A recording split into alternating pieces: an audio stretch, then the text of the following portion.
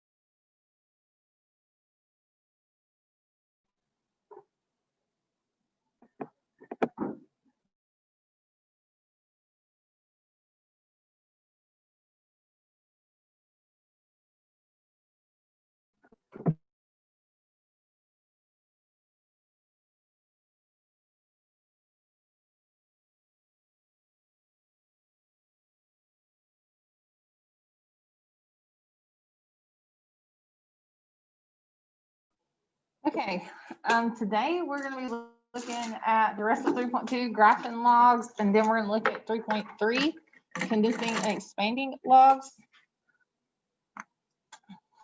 Okay, we talked a little bit about this the other day in 3.2, the first part, that exponential and logarithmic functions are inverses of one another. Recall when you graphed in 3.1, your exponential function was f of x equals b to the x.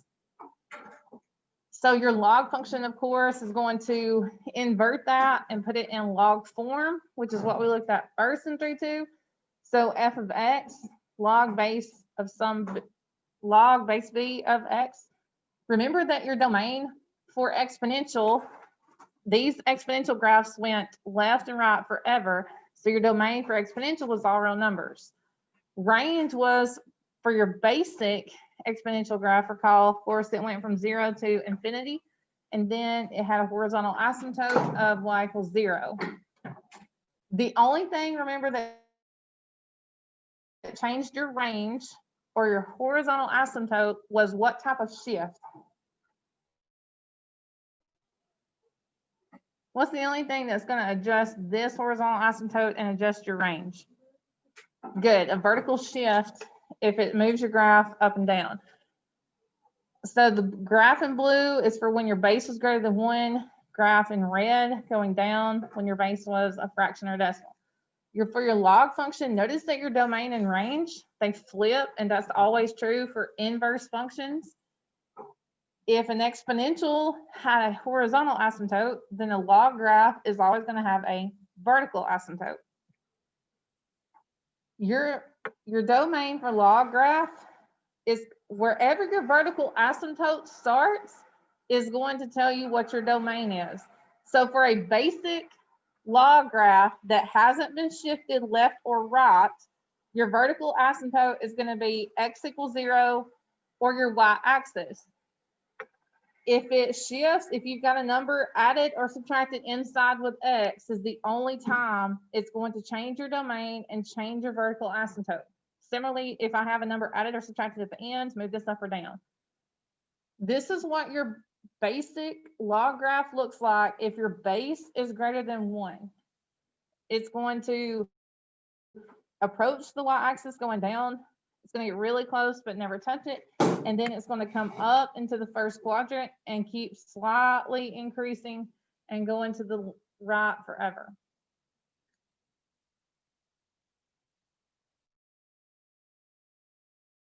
If your base is going to go up and approach the positive y-axis but never touch it, and it's going to come down and slightly, it's going to slightly keep going down and increase to the right forever.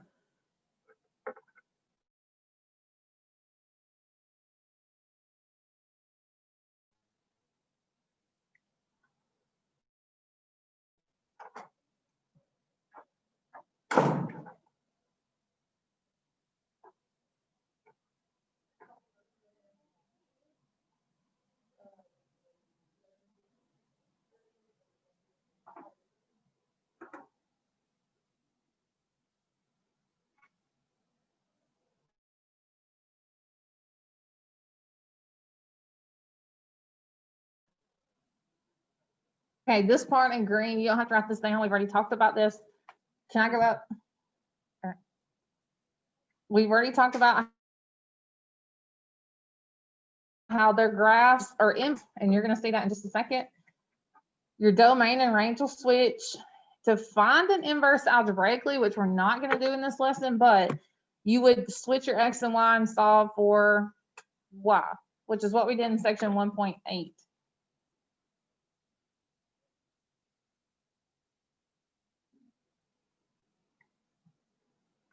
Okay, in 3.2, they ask you to graph an exponential and logarithmic in the same plane. I think for the most part, they give you multiple choice, but this is an easy way for you to pick them out. You don't have to draw these. They're in your notes that I posted if you don't want to draw them. This is showing you what a positive, when your base is greater than 1, you've got a positive exponential graph and a positive log graph that's in red. Notice how they reflect over that line y equals x.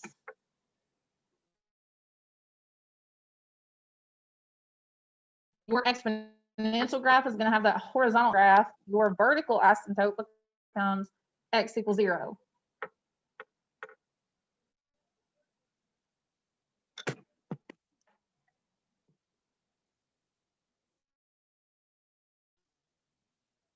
Okay, on the right, you have a decreasing exponential graph as well as a decreasing log graph when your base is a fraction or decimal. So notice how they still reflect over that line y equals x. So in these type of problems, just look to see, is my base for both greater than 1, then you should pick a graph that looks like this. If your base, of course, is in this range, then pick a graph that looks like this.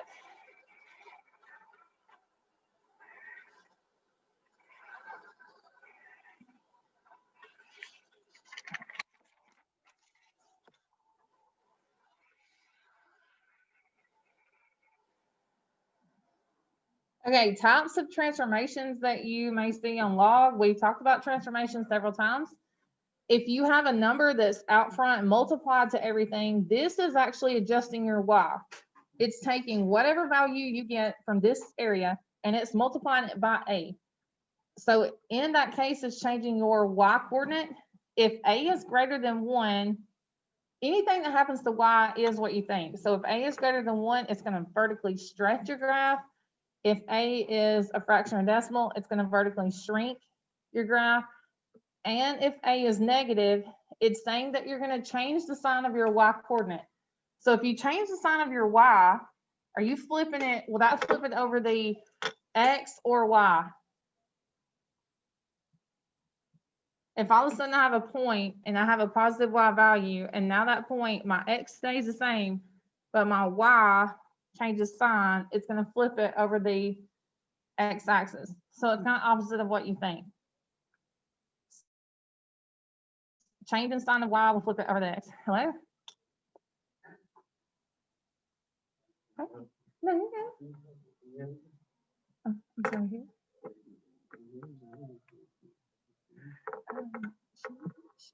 She's not here. What? I don't think she's okay. Yeah, she's better in the class. I'll check. Okay. Has she been online? She's been doing her work online. Okay. And she don't really sign on live, but she's keeping up with everything and doing her work online. So Okay. Maybe this perhaps something to you. Thank you so much. you're very welcome.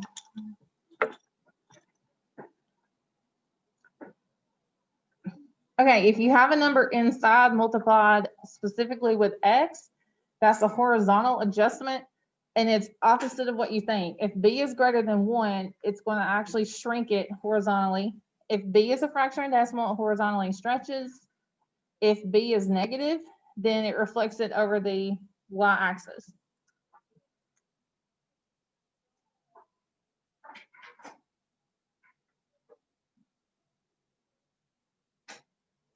If you have a number added or subtracted specifically with x inside parentheses, that's going to move it left or right. It's opposite of what you think. Plus c is going to move it left. Minus the number is going to move it right. A number added or subtracted at the end, adjust your y coordinate, and it's going to move it up or down. For a log graph, remember, I just told you anything added or subtracted with c is the only thing that's going to adjust your vertical asymptote, and it's also going to adjust your domain.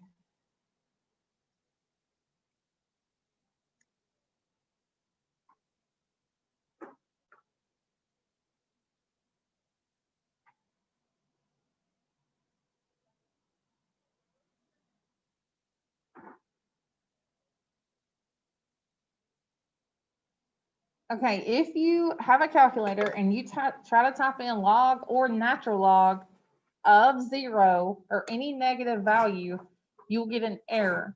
You can't, if you think about it, I can't take any number and raise it to an exponent and get 0. I can't take and raise it, like I can't take my base, raise it to something, I'm going to get a -1. So log is always undefined at negative values and 0. Okay, how you're going to find your domain without even graphing it, you've got a couple of problems that ask you to do this. They're going to give you a function, whether it's log or natural log, and they're going to ask you to find the domain. What you do is you take your expression that follows the log and you set it greater than 0 and solve. So for this example, I have this function, log base 4 of x plus 3. You take x plus 3, set it greater than 0, and then solve. And so they're telling you every number greater than -3. So make sure you put a parenthesis with -3. It can't touch -3. Your vertical asymptote would be at x equals -3. So these are just some tiny ways that you can look for your domain, look for your vertical asymptote without even graphing it.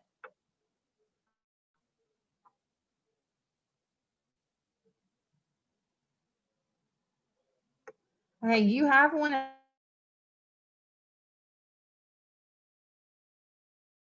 in Math Excel that I wanted to. or math lab?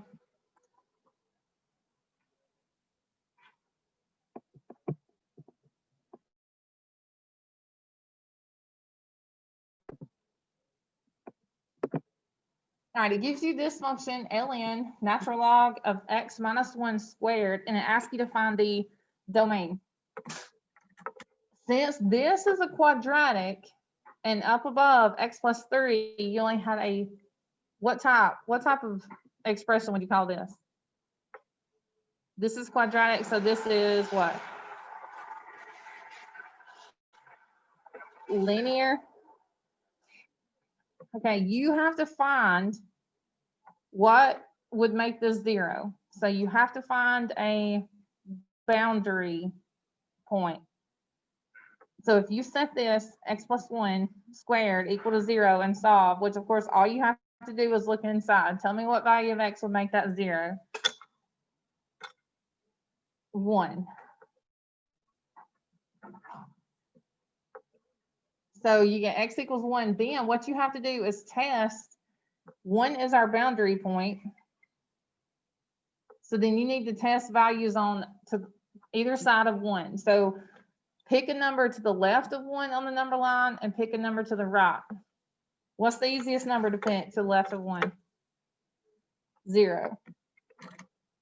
So I'm going to choose 0 here, and then I'm going to choose 2 to this side to plug in. Now, what you test is you test to see if x minus 1 squared is greater than 0. So we have two possible domains. We either have all the possible numbers from 1 to positive infinity that are in our domain, but you have to test both to see if you include both parts. So when you plug in 0, do you get a true statement? When you plug in, you're going to get what here?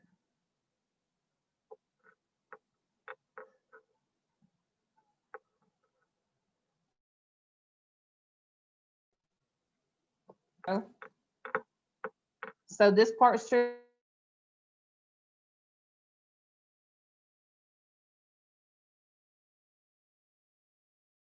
So I know I'm including infinity.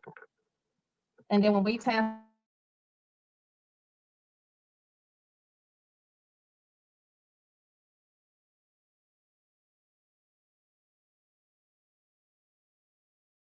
2, that should be 1, which I include that part. So union 1, if one part was false, of course, you would only include the portion or range that is true.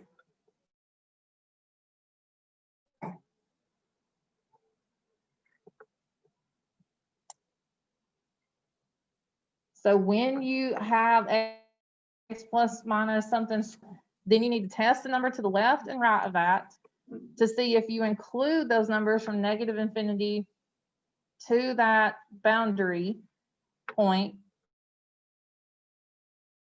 and then see if it's true, include that, test number to the right to see if you include that set of numbers for your domain. Does that make sense?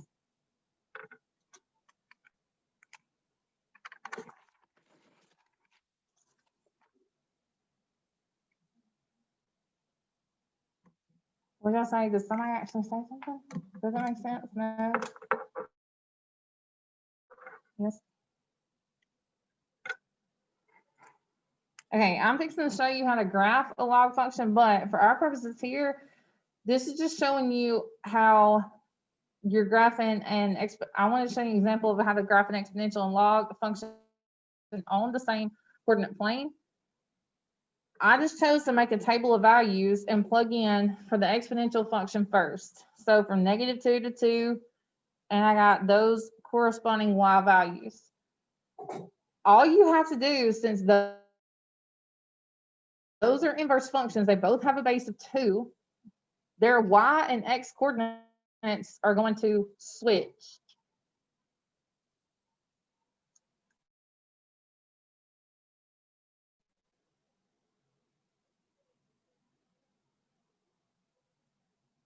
So one way to graph is simply to make a table of values and then use your calculator or use Desmos.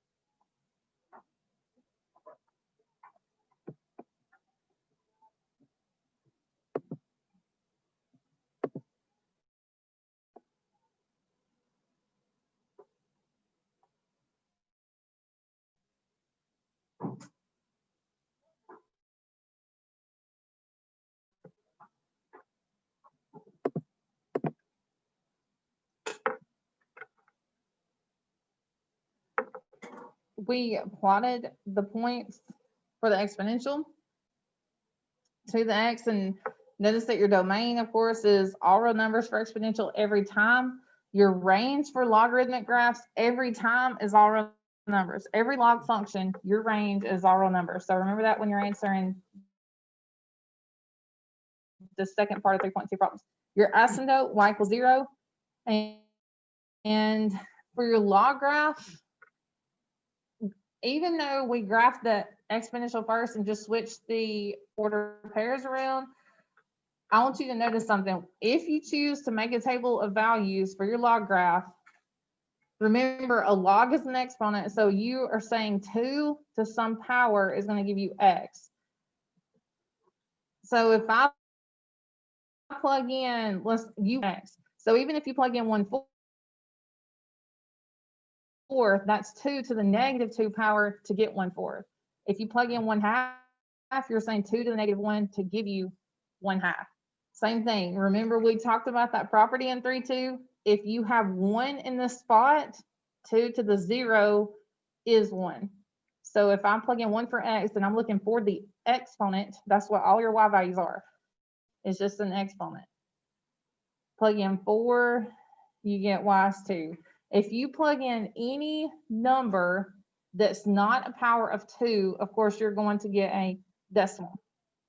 And you can't plug in negative values for x. If you tried to plug in 0 or negative number, in that case, you would get an error.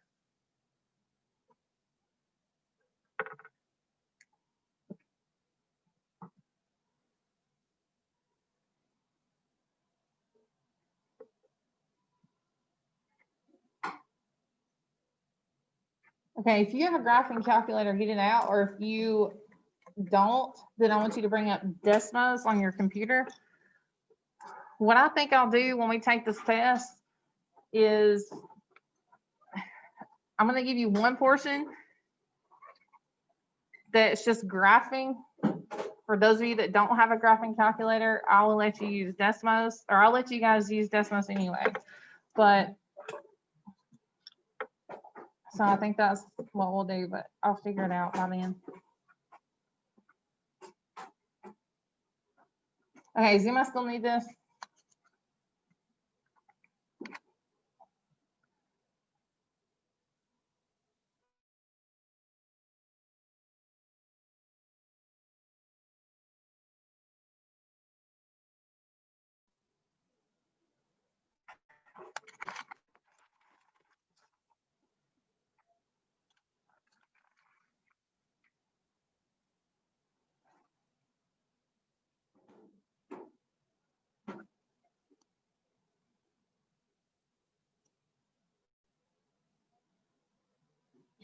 Okay, so you're asked to graph -2 log base 2 of x minus 1.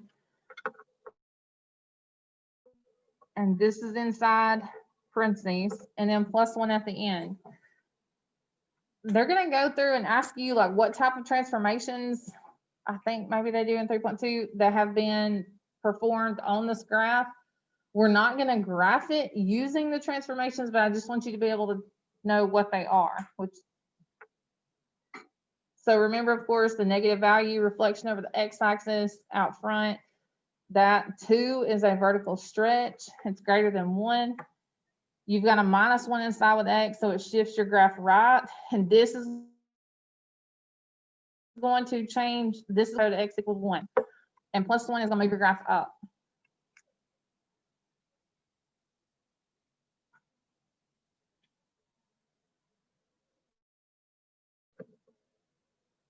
Okay, for the domain,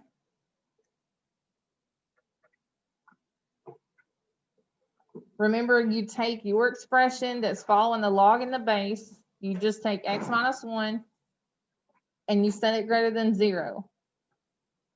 Which you can already use your horizontal shift left to right to also to get your domain.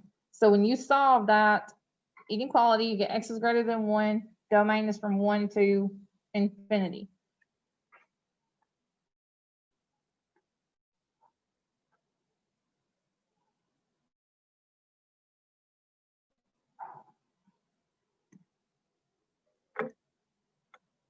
Okay, tell me what numbers you want to be here if you're making a table of values so that you don't wind up with a lot of decimals.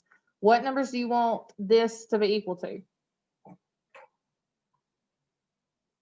What is your base?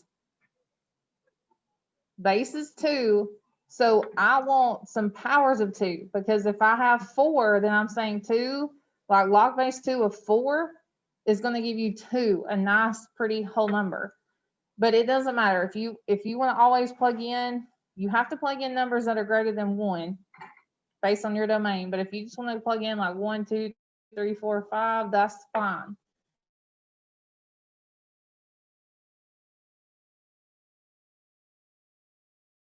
Two, 8, so that log base 2 of 8 can become 3. If you want this to be 9.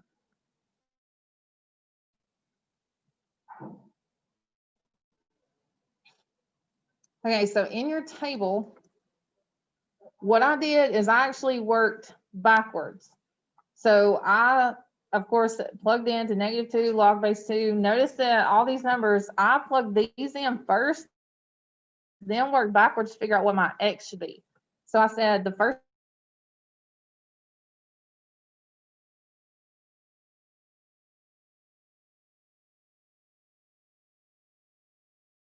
power of 2. That makes sense. Are y'all following me on that? No? Okay.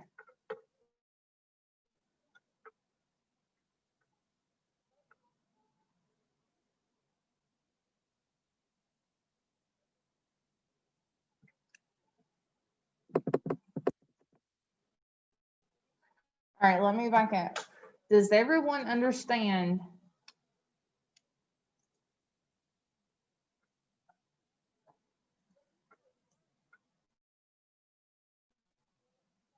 two? Is everybody okay there? You have a base of 2, so you want a power of 2 here.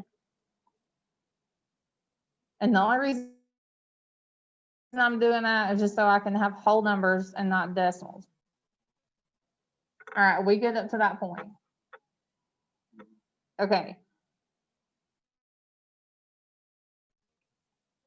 Or a negative number here.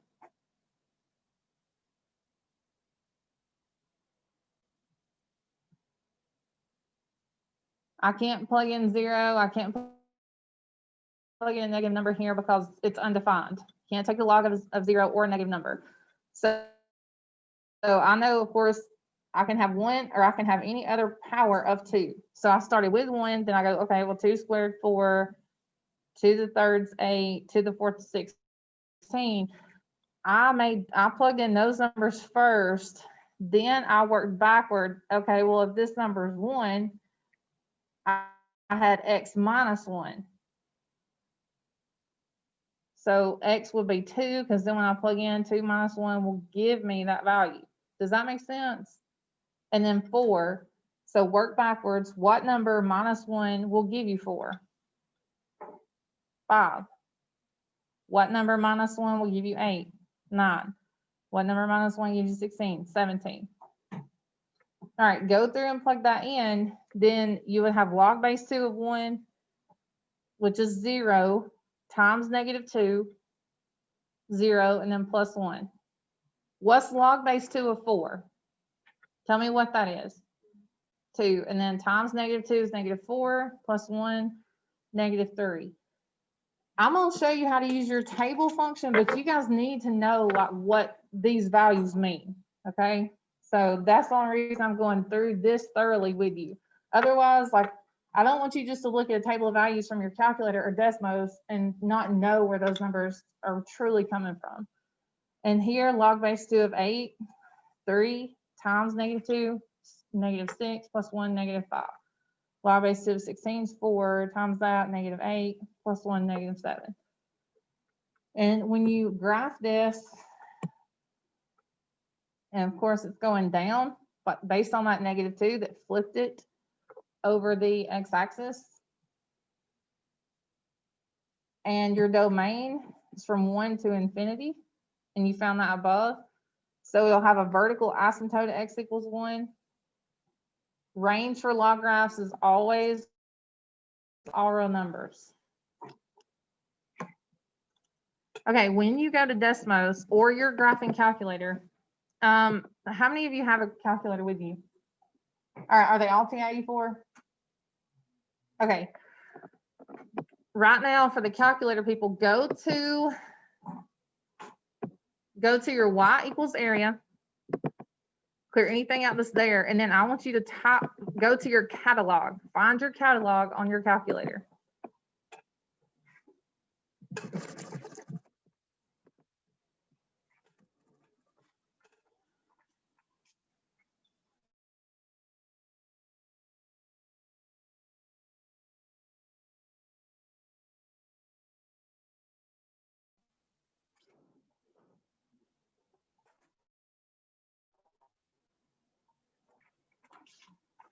Okay, that's most people.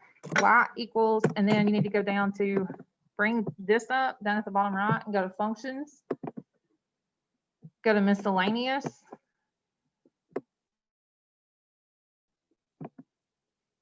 And then you'll see a log with a base A.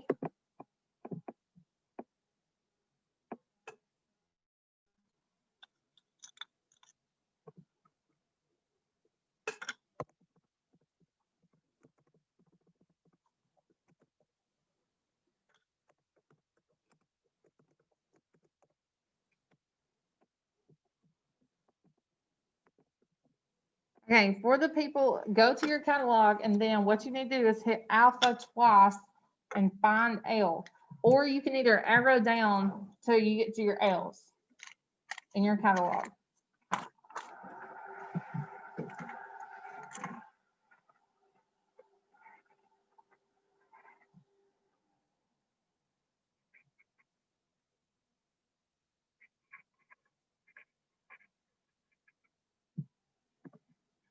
Okay, you should find something in your calculator catalog that looks like this, log and base. Do you see that?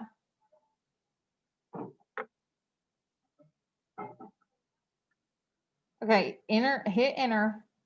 Then you need to go back, of course, and put in your -2 in front of that. But what it's going to do, should open up to where you can type in a base, whatever your base is, of course, 2 in this case. And then in that box, you need to type in your x minus 1 and then plus 1.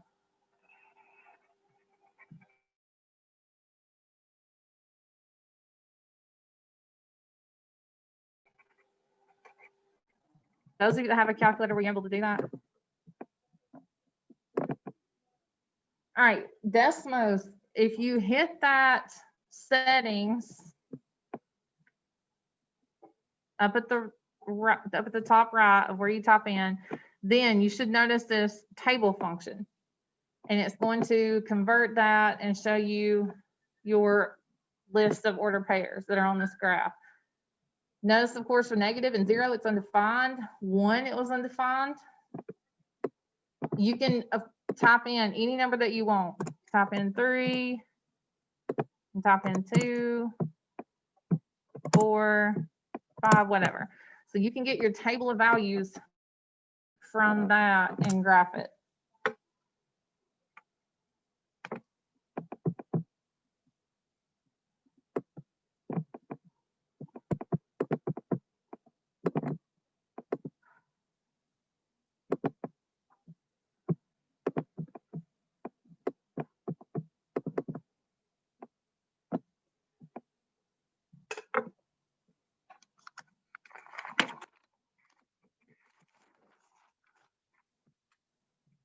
Okay, for the calculator people, after you get that typed in, then you should see a table function up at the top of your calculator. And if you'll access that, it's going to give you your table of values as well.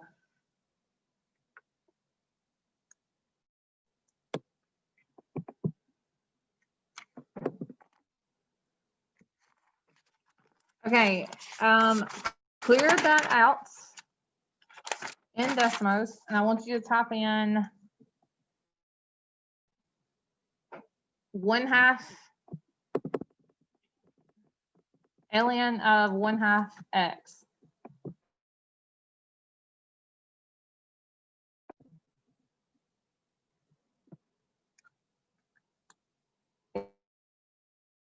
If you have a calculator ln, you shouldn't have to go into the catalog for that. It should be out to the left on your calculator.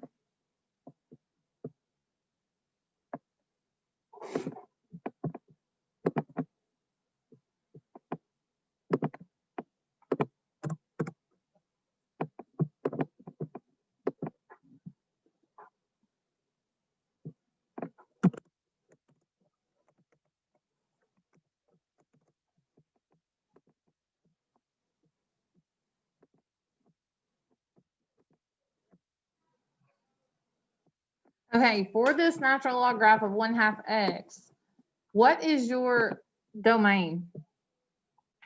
What does it look like your domain is? How far left does it look like your graph's going? It's going left to 0. It's going to approach 0. It looks like it touches it, but it don't. And it's going right and forever. So domain from 0 to infinity. And you will have a vertical asymptote at x equals 0. You can also figure out what your table of values is. For natural log, they're all going to be decimals unless you type in 1. Well, 2 in this case. Because remember, ln of 1 is always 0.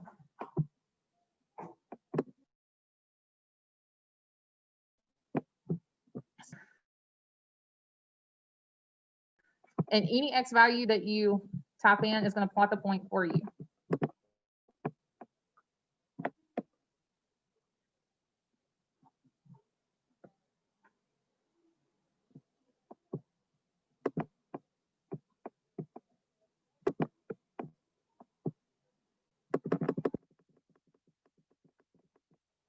You can visually see from your graph what your domain is from 0 to infinity, but recall you can also take that expression after your log, set it greater than 0, and solve.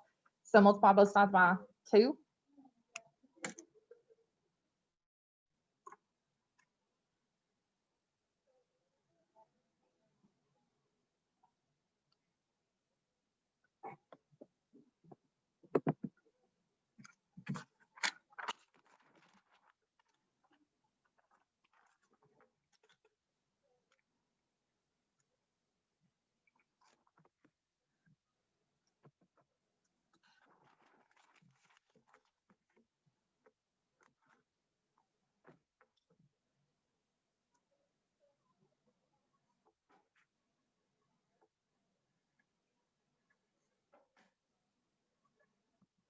Okay, last thing we're going to look at, 3.3, expanding and condensing.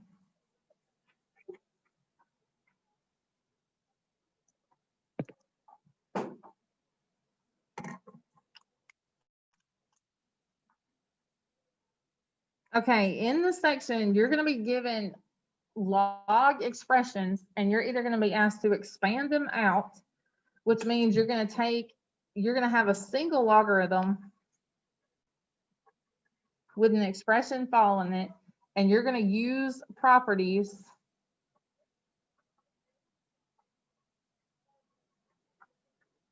to separate it into multiples. So use properties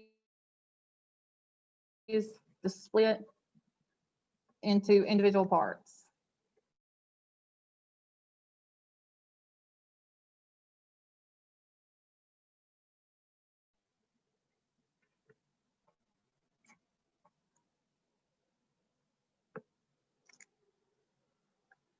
Okay, condensing just does the opposite of that.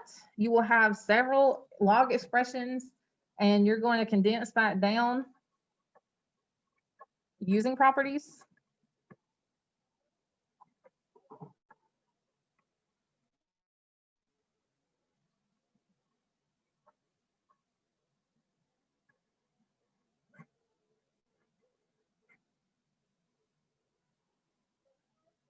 When you're condensing, you need to make sure that you have a single log and it has a coefficient of 1.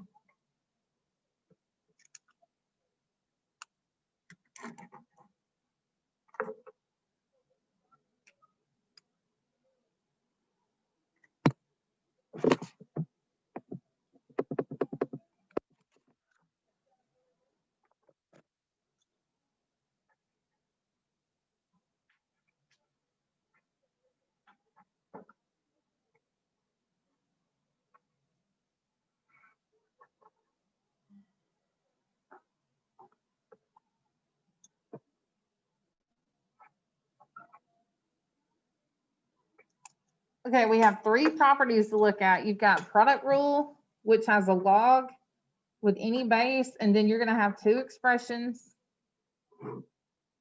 multiplied together.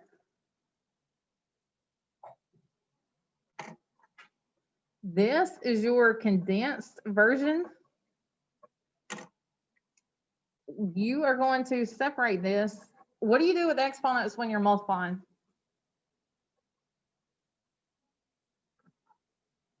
A log is an exponent. So if I have 2 squared plus or times 2 cubed, what do you do with exponents?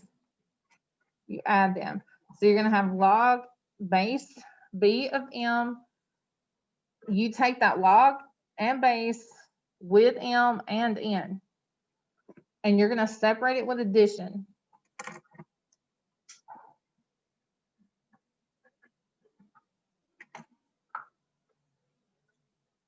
Right side is your expanded version.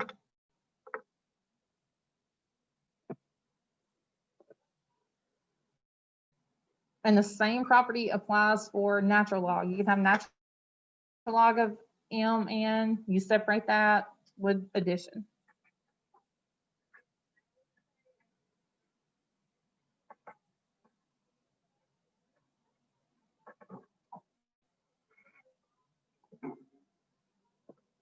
What do you do with exponents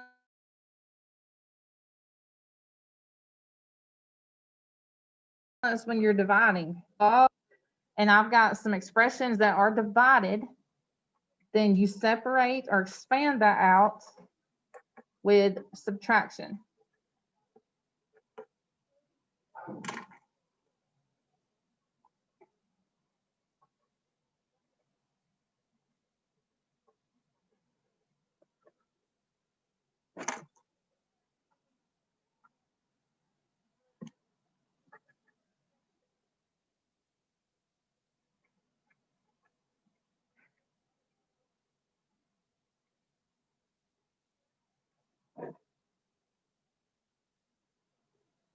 When you raise an exponent to another exponent, what do you do with those?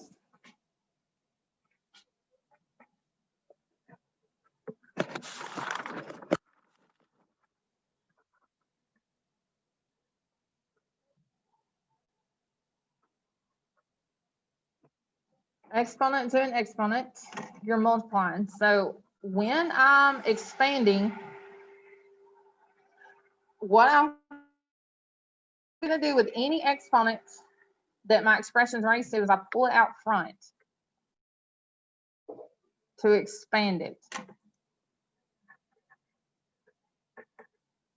And vice versa. If I want to condense back down, then I'm going to take any coefficient or number in front and I'm going to move it to the exponent of what's following log and base b.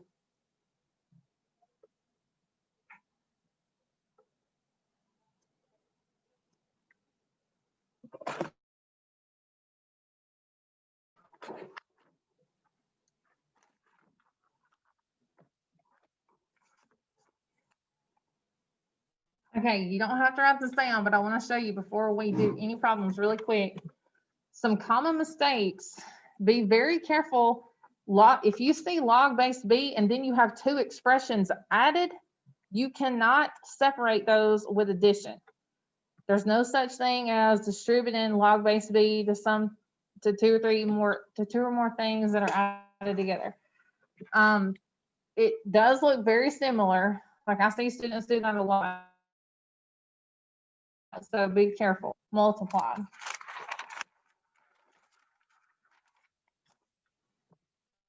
Same thing. Similarly with subtraction, I can't separate two things that are subtracted following the log. The only thing I can separate using subtraction is anything that's divided. You can't separate two things that are multiplied with multiplication. You can only separate it with addition.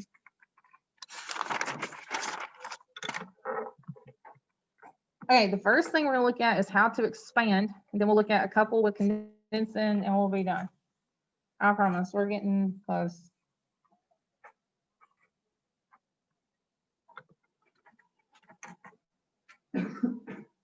Okay, expand each log as much as possible. If you get a log that you can evaluate further, you have to do that in these problems. So we have ln 7th root of x. You also need to make sure that you convert. Sometimes you're going to have to convert between radical and exponent form to condense or expand. So the first thing you need to do is convert this to its exponent form. What will the 7th root of x become in exponent form?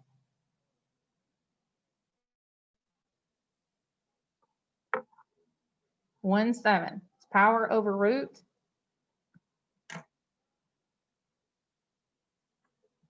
When you're expanding, always think, do I have multiplication, division first, or do I have exponents I can move? So in this case, I didn't have multiplication or division. I only had something I could convert to exponential form. Then I can apply the power property to expand. I'm going to move any exponents down front. Pull them down front. So I have 1 7, and that's as far as you can go. You can't simplify any part any further.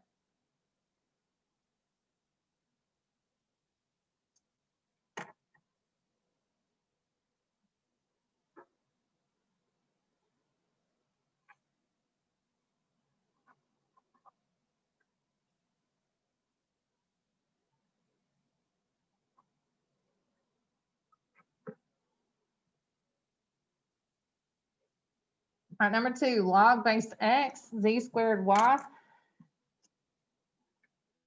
When you're expanding, do you have multiplication, division, or exponents?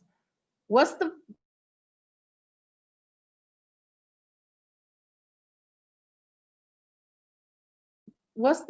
log in this base? You have multiplication. So you always need to separate the bigger picture first. Of course, I have exponents, but before I can take care of the exponent, I need to separate this using my product rule and base x. And then I'm going to separate z squared from y using log base x of z squared and then log base x of y.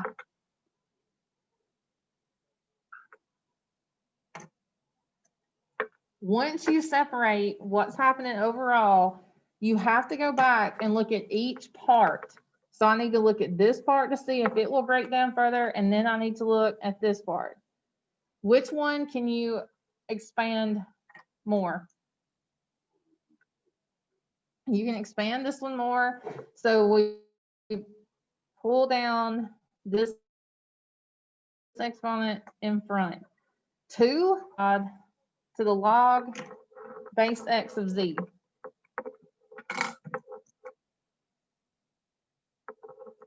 2 only gets multiplied to this one, and then I can't do anything else with log base x of y. So that is completely expanded.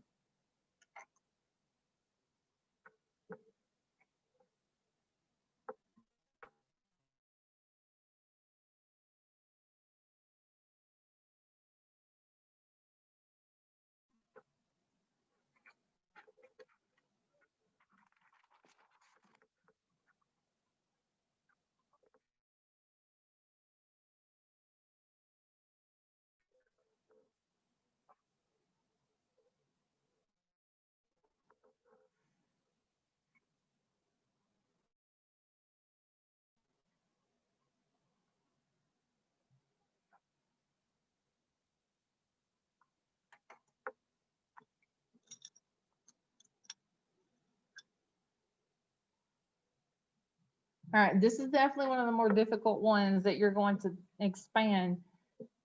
Try not to let your brain get overwhelmed by all the things that you're seeing. What is the overall general thing that you need to break apart first? Do you have division or multiplication here represented overall?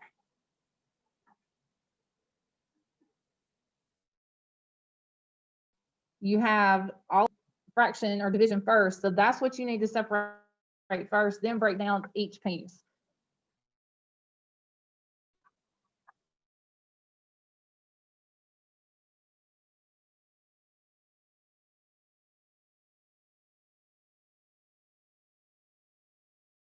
So I just take log of all of the stuff on top, the keyword of 1 minus x, and how you this subtract.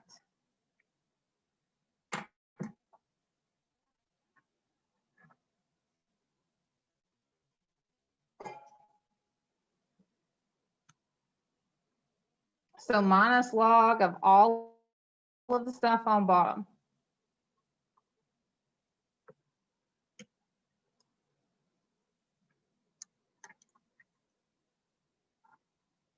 Okay, then go back and you're treating each problem to see, okay, well, what do I need to separate in this expression? What do I need to separate in this part? What do you have represented here? You have multiplication. So let's focus on separating all of this. And how many pieces do you have that get separated? You've got 3. So you have log of 10 plus log x squared plus log. Let's go ahead and make that cube root. Now that we finally expanded it by itself, let's turn 1 minus x into what? To have what power?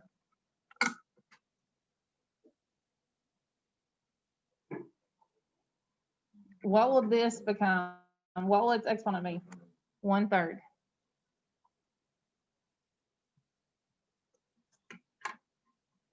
Okay, this part you need to be very, very careful on, because this minus sign will get distributed to everything you separate following it. So minus,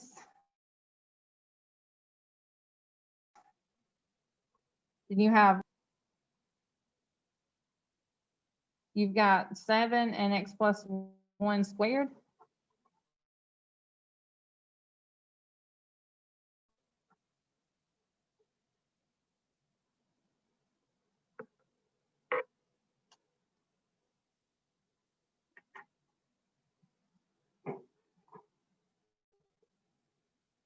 All right, let's go back through and let's simplify and can, and keep expanding any part that will. What is log of 10? What will that simplify to?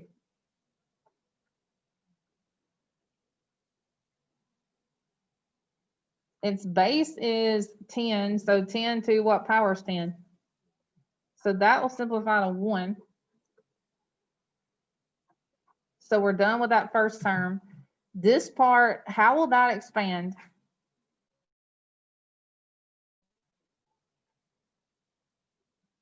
Move the exponent down front.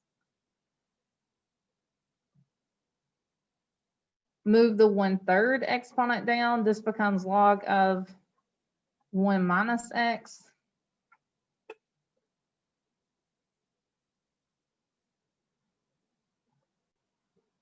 Distribute that minus sign, and you have minus log base 7 minus, what's the last part? What will that become? Good. Move the 2 down in front, so 2 log of x plus 1. And then always double check every time you go through. Can you separate this 1 minus x, and can you separate x plus 1? No, you cannot. You can't say that that would be like 1/3 log 1 minus. You can't separate an expression that's added or subtracted after a log. What? Here? Because the log of 10 will simplify to 1. And then 2, you bring down any exponents in front as a coefficient. You're welcome.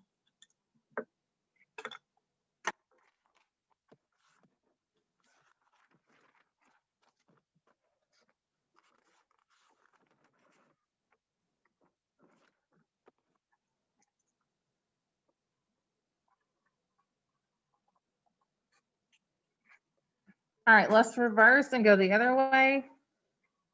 We have 1/3 ln x plus 1/2 ln y minus ln 7.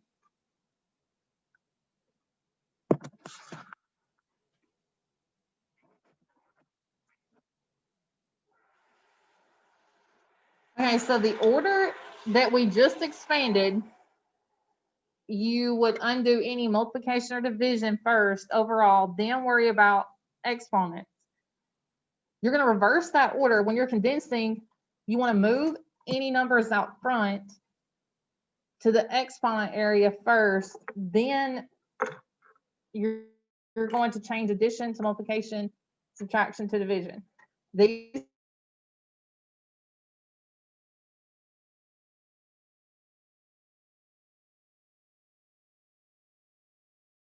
easiest way to tell you, like any denominator, so it moves to the denominator every time. Anything following the minus sign will be on the bottom.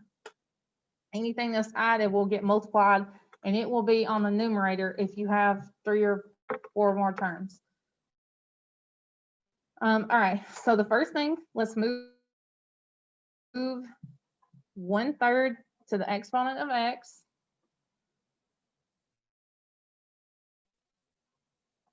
Of y.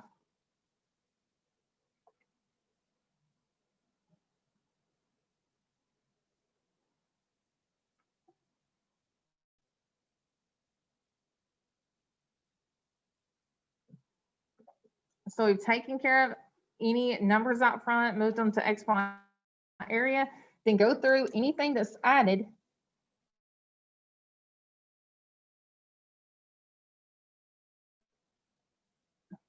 That with multiplication, and you're just going to write ln 1 time. So you're going to say ln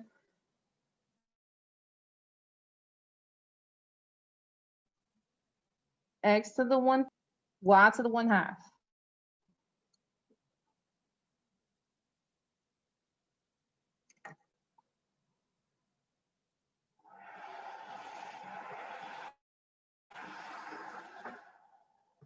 You can go ahead and move 7 to the denominator if you want to do it all in one step.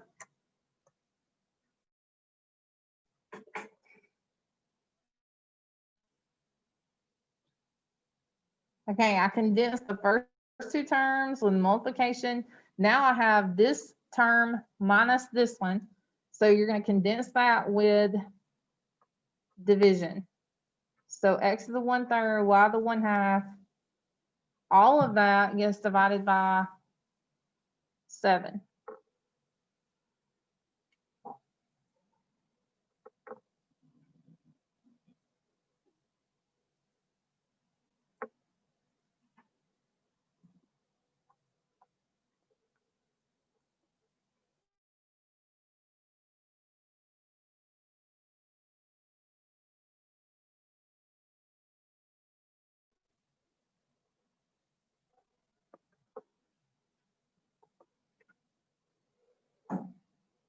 Okay, if you get to this point, like I'll be okay with that.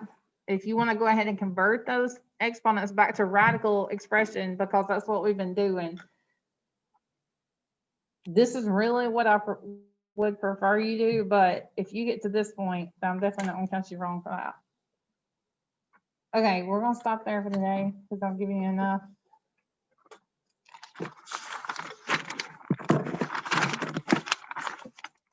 All right, next class, we'll look at maybe a couple, I'll just review expanding and condensing a little bit, 1 or 2. And then we're gonna look at 3.4, which is solving equations that involve logs and exponents. You'll have a test late next week on chapter 3.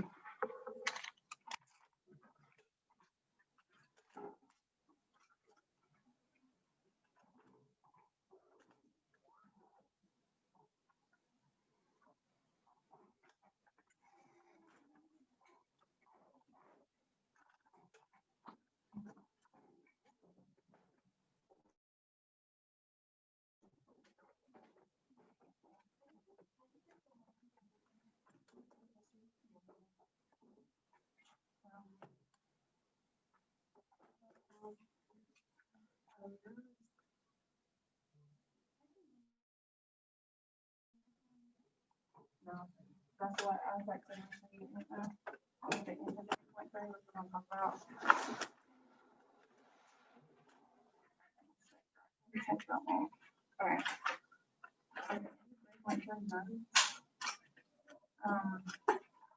you've got the calculus, so your log of 45 and 100 So the way you want to type it in, let's say you want to find what log base 7 is. You're going to type in, you look straight across, you'll do a log of big number, like you say log of big number divided by log of your base.